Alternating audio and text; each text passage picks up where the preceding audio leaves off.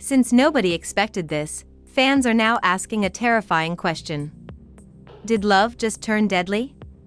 What started out as private rumors has developed into one of the most shocking and tragic celebrity scandals of the year.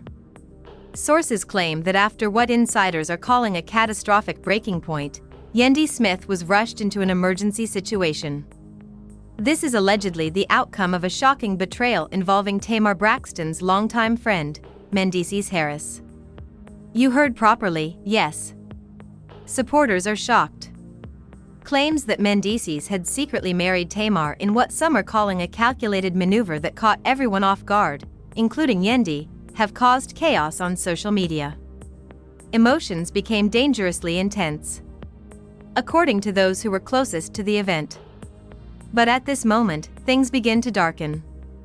Late last night, fans were shocked by enigmatic texts, frantic phone calls, and then silence. The Sun confirmed rumors that Yandy may have attempted self-harm after discovering the shocking truth about music. These rumors spread swiftly. Insiders claim that friends appeared to be quite concerned and that things got worse faster than anyone could have imagined. Was this music a cry for help, or was it the awful result of serious betrayal? How about a music tamer? Did she know she might be in danger? Or is there more to the story than most people like to admit?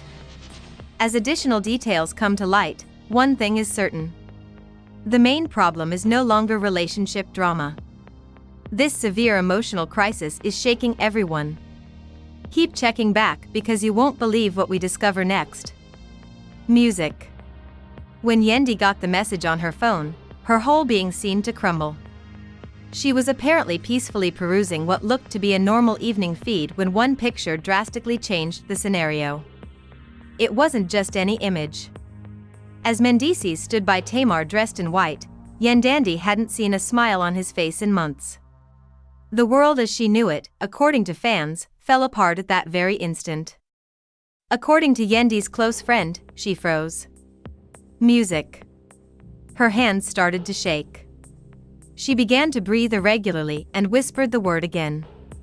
Why? A few seconds later, the room around her was filled with a lot of family chatter. There was silence after that, though. Music. At first, Yandy didn't shout. One insider claims that she did not toss anything. She just stared as though her brain would not accept what her eyes were seeing. According to reports, Mendeecees was hosting a party across town.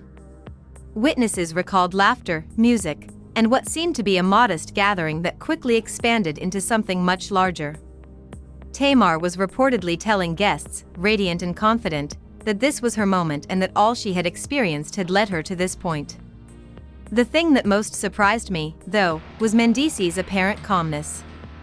He didn't seem to care that he was aware of the tempest he had just let loose. When they got back to Yandy's residence, confusion gave way to devastation. One of her closest pals reportedly rushed for her phone right away to see if the photo was real or just a nasty rumor. But within minutes, other posts began to surface. The same unquestionable reality from many angles and movies. Mendeecees had gone on, but not in a composed melodic way. When Yandy did speak, it was hardly audible. When she said, "He promised me," everyone in the group agreed that it shattered their hearts because it was no longer just about betrayal. It involved years of commitment, selflessness, and helping out when no one else would. Now it all seems pointless. Calls started to trickle in. Fans, relatives, and friends who thought something wasn't quite right.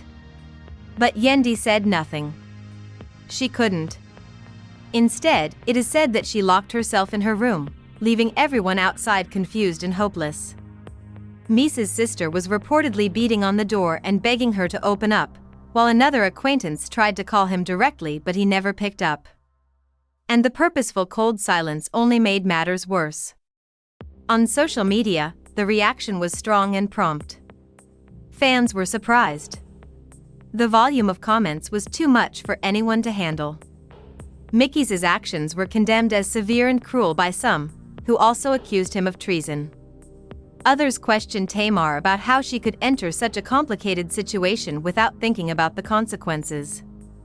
Some, however, speculated that this had been happening in the background for a very long time.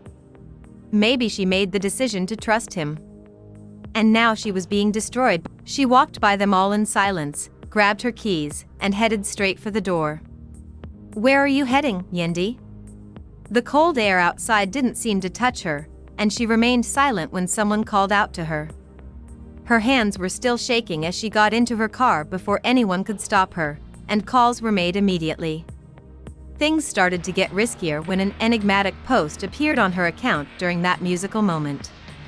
She was not responding to anyone who tried to reach her, connect with her, and find out what she was thinking. Fans were immediately drawn to a dark screen with a single broken heart emoji and no text. When people inquired about how she was doing, whether she was safe, and whether someone should check on her, the comment section went berserk. There was silence, either a response nor an update. After someone spotted the message, rumors began to spread among the celebrants. Someone whispered that Yandy might not be handling this well, and the atmosphere briefly shifted. According to numerous witnesses, Tamar asked whether anyone had heard from her while appearing frightened, but Mendeecees said nothing. According to one visitor, he simply said, "She'll be fine." Those 3 words didn't sit well with anyone since, as soon as Yandy's car was back on the road, it was seen speeding through the city. Tears blurred her vision as her phone continued to ring with calls that she declined to answer. She felt burdened by everything she had experienced, and her head was full with memories. Through all of her obligations, sacrifices, songs, and circumstances, Yandy supported him. However, nobody knew at the time that she wasn't just driving off. She was going to make a decision that would completely affect everyone, so by the time anyone found out where she was going, it might be too late. Insiders claim that as Yandy tightened her hold on the steering wheel, her mind were racing faster than the car itself, blurring the road ahead of her into flashes of light. Music. The consequences didn't matter to her. Her only source of motivation was feeling. Her phone was still vibrating in the passenger seat, flashing names that used to be comforting but now made everything worse. It was an intense, visceral, and uncontrollable feeling. She ignored everyone's attempts to reach her through music, including friends, family, and even unknown numbers. The only thought in her mind was that she would be okay. The cuts grew deeper and deeper each time those remarks were made, but it was a horrible cycle. Tears ran down her cheeks and she gasped. Everything ended when the world turned its back on him after years of encouraging him, believing in him, defending him, and building a life around him. Her eyesight blurred for a time. However, more emerged as she quickly pushed them away, as if her body had finally caught up to the pain her heart had been repressing. Back at the house, panic started to set in as Yandy's sister paced and shook her hands while attempting to make a phone call. "She's not answering," she said in a weak voice. Despite one of the friend's best attempts to remain calm, anxiety started to creep in. "She is not like this." There was a glowing, and there was a short glimmer of hope when phones were pulled out and apps opened. "Has anyone searched for her?" "She's moving music effective," someone remarked. The pleasure and happiness have officially returned to the festivities across town, replaced with fear and eerie undertones. Tamara had been smiling moments before, but now she was sitting quietly with an enigmatic look on her face. "I don't like this. It doesn't feel quite right. People are overreacting," she allegedly muttered to Mendeecees as he leaned back with his arms folded and a calm, even detached music expression on his face.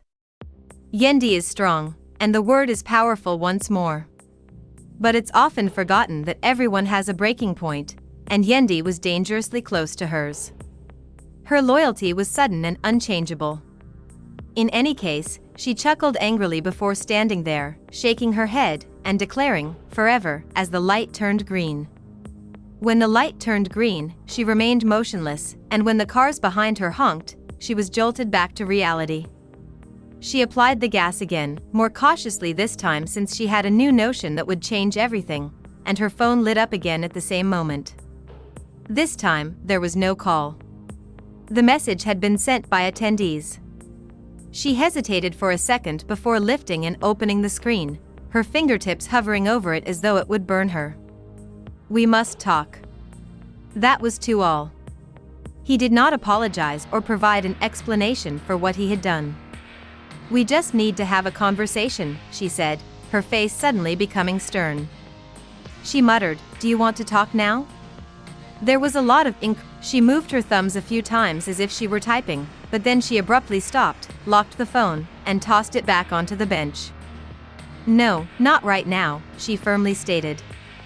Things were becoming worse back at the party. It was difficult to ignore the anxiety as more individuals checked their phones and more rumors spread. Someone brought up Tamar's communication from Yandy again after seeing it. They said, "This doesn't look good." Tamar's face softened slightly. "Perhaps I should call her." But before she could, Mendeecees leaped to her feet. "No," he responded in a harsher voice. "I'll handle it." Everyone was staring at him. "What is your approach to music?" When someone asked, he remained silent. Instead, he grabbed his jacket and headed for the door. Yandy's automobile slowed and then stopped on the road again. Not at a house, not at a friend's music studio, but in a quiet, remote area outside the city. These kinds of locations were visited by those who wanted to hide or think. As the automobile idled, the distant flickering city lights reminded her of everything she was leaving behind at that very moment. Her breathing slowed slightly as she stared out at the black horizon, but the music in her head kept pounding. She whispered. She was his choice. When the realization finally came to her, it was accompanied by an intense ache that almost made her gasp for air. Her hands were steadier now, but she reached for her phone again with a disconnected expression. "I love you. I got you. And we are forever," she wrote in her texts, going over previous conversations, recollections, and vows. She stopped because it didn't feel real anymore. The second tear that trickled down her cheek was not wiped away. Instead, she switched to selfie mode, put on her camera, and stared for a long time. She remained silent and did nothing. Then she softly pressed record. The tension reached a breaking point when someone yelled back at the home. She just went live. Everyone froze. Phones were immediately confiscated. Screens sparkled as they raced to her profile. And there she was, sitting still in her automobile, her eyes far away and her face pallid. "Music." "Hey," she finally said in a whisper. In a voice that was nearly too quiet. The remarks went viral right away. Fans were surprised. There were hearts all over the screen. People were calling to ask how she was doing, pushing her to talk and telling her to stay strong. But none of it was answered by Yandy. She just kept staring at the camera. "Have you ever donated all of your possessions to someone?" She began slowly and ended up with nothing. Mendeecees came to a complete halt in their trucks after going outside to watch the live action. Her tone wasn't quite right, so that night he changed for the first time. Back in the car, Yandy took a shaky breath. "Music," she said, "even though everyone told me not to, I stood by him and trusted him when no one else did." Despite a little pause in her voice, she went on, "And I've got this." The comments were coming in faster and with more musical urgency. As thousands of people watched the screen roll in shock, one thing became painfully apparent: this was more than just heartache, it was far more profound. To ensure her safety, people were tagging her friends, playing music, and asking someone to go fetch her. Thousands of people were watching, commenting, and pleading, but Yandy remained motionless, staring at something beyond the camera. It was also difficult to predict how far she might go if someone didn't reach her right away.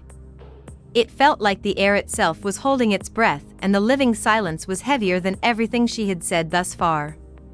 One commenter said, "Yandy, please talk to us remotely. You're not alone.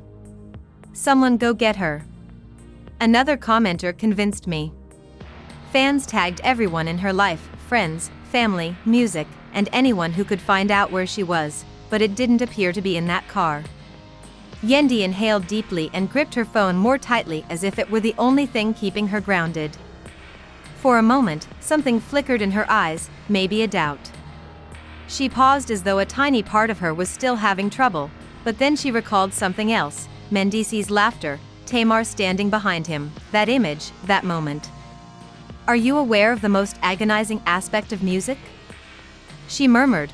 Tamar crossed her arms and turned to face the house, where more people were still taking in the sight. This is getting serious, she continued, you must locate her. I'm trying, he murmured, abruptly raising his head. Yandy's voice calmed back in the car, but not in a reassuring way. It was the peace that follows the devastation caused by a hurricane, she said honestly, not knowing where she was. She admitted that things would get better and that he would at least come back to me on an emotional level. She laughed a little hollowly. I was lying to myself. The comments continued to come in faster than before. It was just a phase, I assured myself multiple times. I offered him everything, but the more others tried to reach her, the more distant she seemed. Don't do things that can't be undone. Stay with us, please. You are vital. This time, she asserted herself more forcefully, saying, I have no idea who I am without him. Music. She made a slight gesture with her hand as she reached down out of sight for something, and the audience immediately began to pay attention. What is she doing? Please, Yandy. There was tension at home once more. We need to call someone, her sister continued. I've already finished it, I said in a shaky voice. They're searching for her, said a different buddy. Putting in some effort. There isn't enough time to try, and her sister lost her temper. Mendeecees, on the other hand, had already gotten into his car and was racing into the night with no idea where they were going. It was a last-ditch effort to find her in time. Don't let her go. He spoke on the phone with one of his friends. Yandy raised her hand again as she went back to the car. Since of what she was carrying, the comments went crazy. Stop music, Yandy. Stop. Please don't. Her expression was inscrutable since her eyes were fixed on what she was carrying. She murmured, hilarious music. Losing him used to terrify me. She turned back to the camera, saying, I never imagined losing myself. Her words caused a wave of terror to sweep through the room. Mendeecees turned back to the road and banged his hand on the driving wheel. Where are you? This was hardly a dramatic situation, he said, his voice becoming more frantic as he seemed to realize for the first time how serious the issue was. It could not be resolved by talking about it later. It might already be too late because it was happening at the moment. Once she was back in the car, Yandy's breathing became irregular again. Since nobody expected this, fans are now asking a terrifying question. Did love just turn deadly? What started out as private rumors has developed into one of the most shocking and tragic celebrity scandals of the year. Sources claim that after what insiders are calling a catastrophic breaking point, Yandy Smith was rushed into an emergency situation.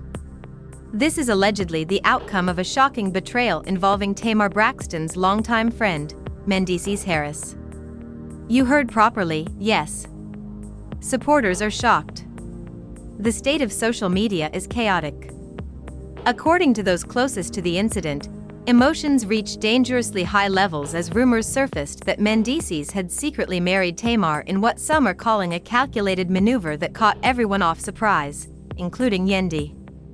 But at this moment, things begin to darken. Late last night, fans were shocked by enigmatic texts, frantic phone calls, and then silence. The Sun confirmed rumors that Yandy may have attempted self-harm after discovering the shocking truth, music. These rumors spread swiftly. Insiders said friends appeared to be quite concerned, and things got worse faster than anyone could have imagined. Was this music a cry for help, or was it the awful result of serious betrayal? How about a music tamer? Is there more to the story than most people would care to admit, or was she aware of the possible danger? As additional details come to light, one thing is certain. The main problem is no longer relationship drama.